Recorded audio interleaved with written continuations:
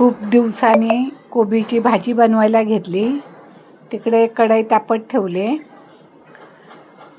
तोपर्यंत मी भाजी चिरून आता धुवून घेतली. बारीक चिरायची असते कोबीची भाजी, मग छान लागती. ही चण्याची डाळ भिजत घातलेली ती घातली. तुम्ही बटाटा पण सोलून बारीक फोड्या करून टाकू शकता. तर मी आता कढीपत्ता आणला आणि कोथिंबीर. तोपर्यंत टमॅटो मी धुवून बारीक चिरून घेते. प्रत्येक हे बारीक चिरून घ्यायचं, कारण कोबीच बारीक चिरलेली आहे.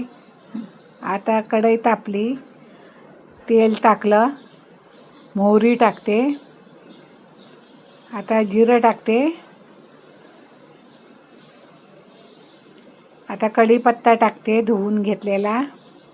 आता भाजी टाकली, मस्त हलवते चांगली भाजी तेलामध्ये. सगळी फोडणी बसली पाहिजे त्या भाजीला. एक जीव करून चांगली घ्यायची मस्त. आता मी उगाच पाण्याचा जरासा शिंतोडा मारला आहे. मीठ टाकलं, चटणी टाकली, तिखट, तुम्ही मिरची पण टाकू शकता, हळद टाकली. मला ना की मी हा मॅजिक मसाला टाकला. 5 रुपयाला एक पुडी मिळते ती. त्याने टेस्ट छान येते भाजीला.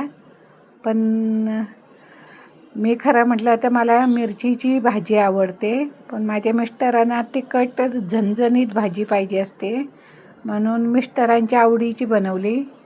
कोथिंबीर धुवून घेतली, बारीक चिरून घेतली. आता मी भाजीमध्ये टाकून दिली कोबीच्या. आता मस्तपैकी एक जीव करून घेते. आता कमी गॅस करून झाकण मारून ठेवते.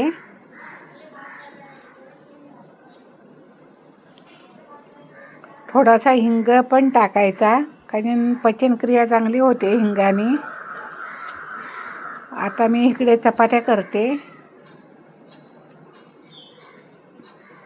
कारण मिस्टरांना गरमागरम जेवण खायला खूप आवडतं आणि चपात्या तर गरम खूप छान लागतात.